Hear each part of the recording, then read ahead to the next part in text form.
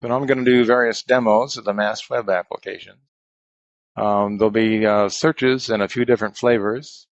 I'll show you how to begin the download process. These demos are a subset of those that are described in the article, the MAST primer for JWST, for which there's a link here. First of all, this is our documentation site. So I blew up this cursor so that I could let you see it, but unfortunately it's also a little difficult to work with. Anyway, so here's MAST Docs, which is one component of our user guides. There's a guide for the portal. There's a JWST archive manual, which is also potentially useful for you. And again, there's user guides, there's data holdings, there's a lot of other things in there, including access to missions that are not JWST, which may be of interest to you. So that's just to kind of let you get an idea of what's available. This is the home page you'll get before you do any kind of search. It looks like this, basically. And all the searching is going to take place up here in the upper search panel, and results will be displayed below. I'll do the first search for you, which is just a favorite party object for me. That's the Ring Nebula M57. Type the target name here. This name gets passed to a piece of software which resolves it to a pair of coordinates. And I want to search only for objects within 1 arc minute. This business of searching within the search radius here is entirely optional. You do not need to include that, but you can. Let's go ahead and search on that. Just click the search button here in the more or less upper center. And after a little while, the result will come back. M57 is very popular, so there are several hundred rows that you can take a look at. Let's take a look at a prior search that I did. What I've done is to filter for JWST observations only, right? You can click the button on one of these filters on the right hand or on the left hand side and just see what's there for JWST, for example. Now, suppose you'll notice that the background in the results panel, results table, can have different colors, either white or yellow or this orange salmon color. What that means is that with the white background, the data are public. Anybody can download them. For data with the yellow background and the little padlock symbol here, those are EAP protected. They're exclusive access for the team that proposed the observation. That blocking will disappear within a year, but for the time being, you can't get to it unless you're part of the program.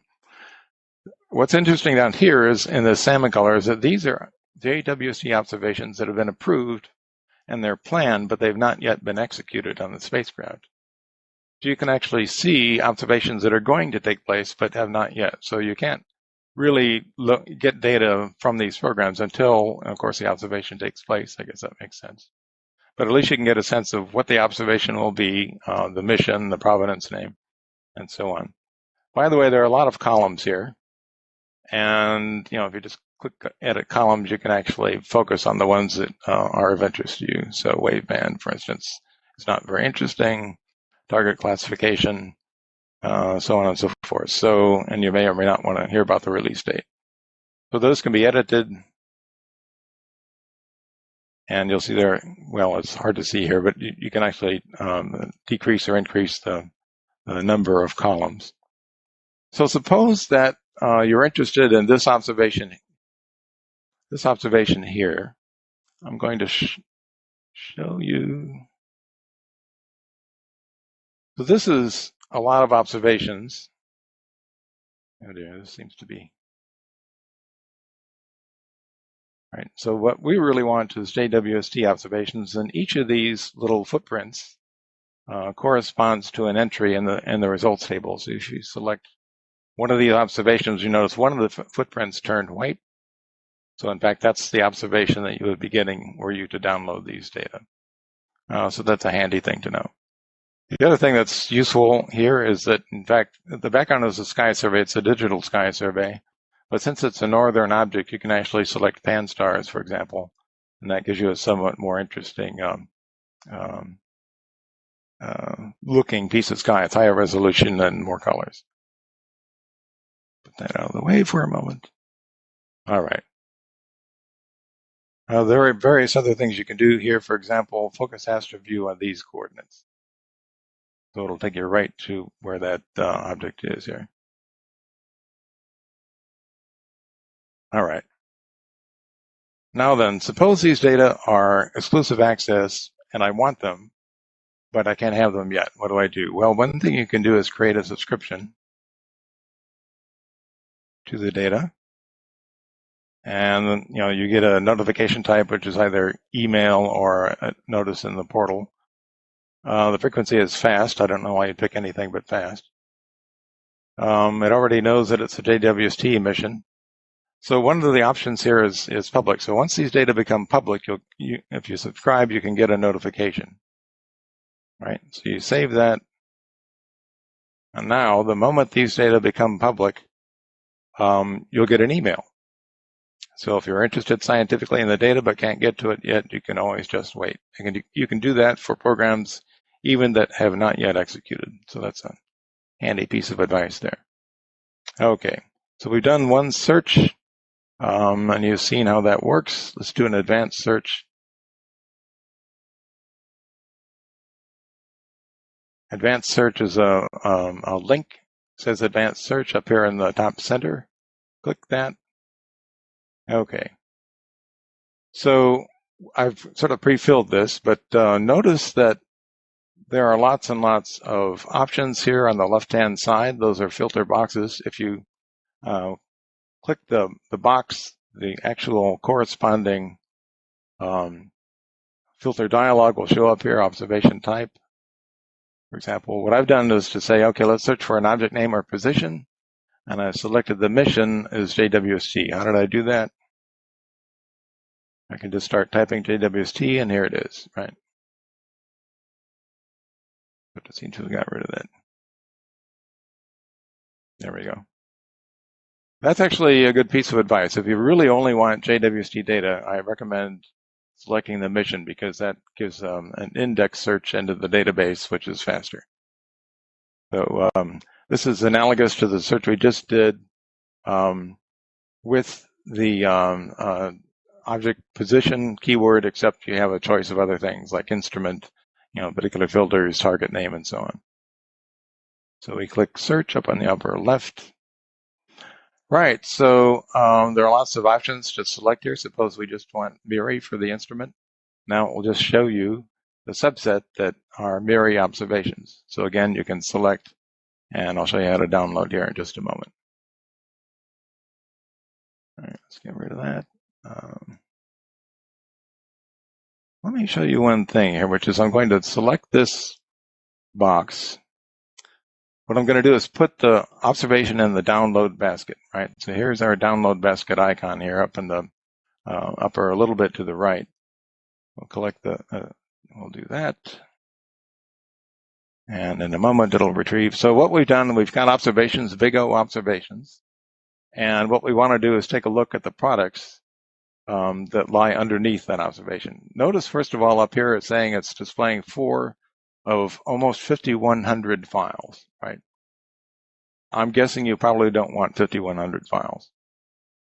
Anyway, if you look at the file browser, you'll see that there are a modest number of files that are most ready for science analysis. In fact, there are 2 of them.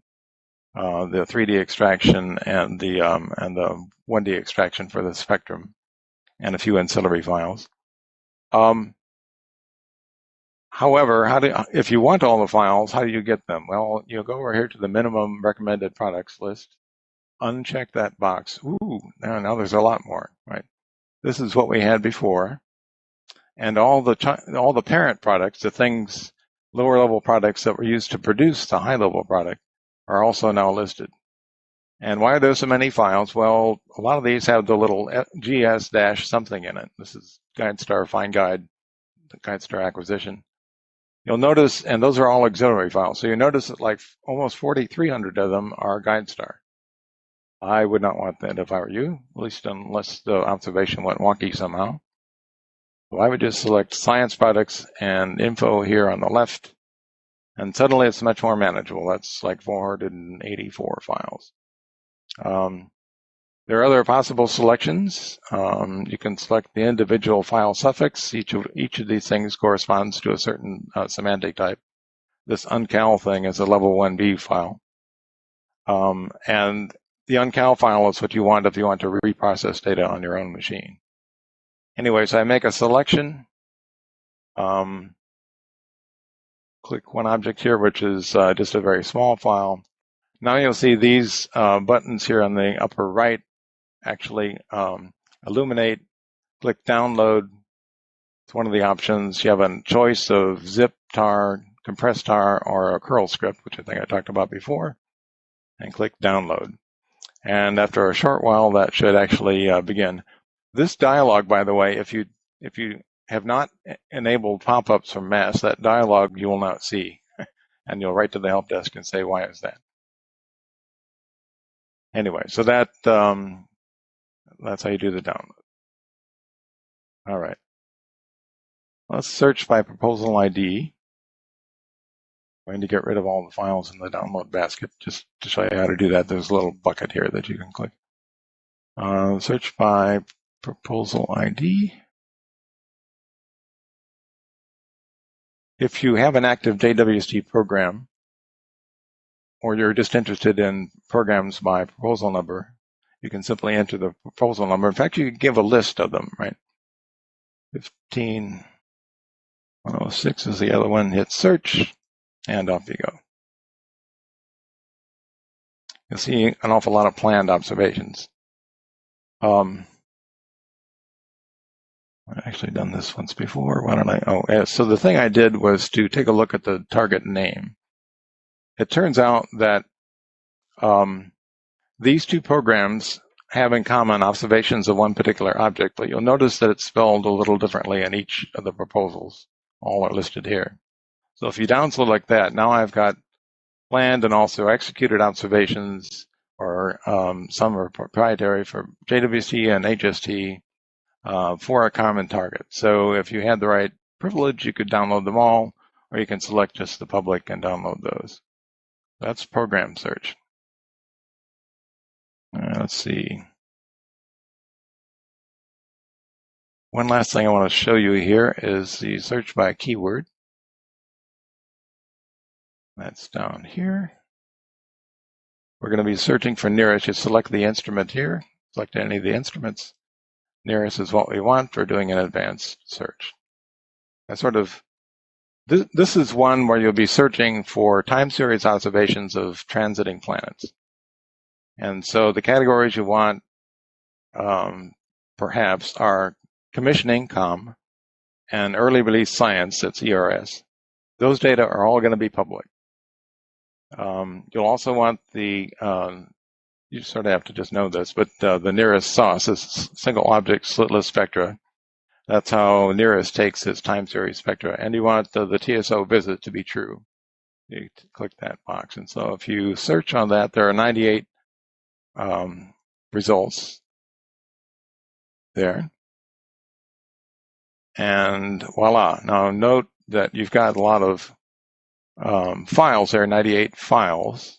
They're not observations. They're just the level 2B or level 3 products individually, which may suit your purpose. But anyway, now you know which programs, program JW1091, that's program 1091, and also program 1541 and a few others that contain these kinds of observations. So again, it's a way to do a targeted search that's not easy to do or possible to do with standard target position search, and you can get to the time series spectra.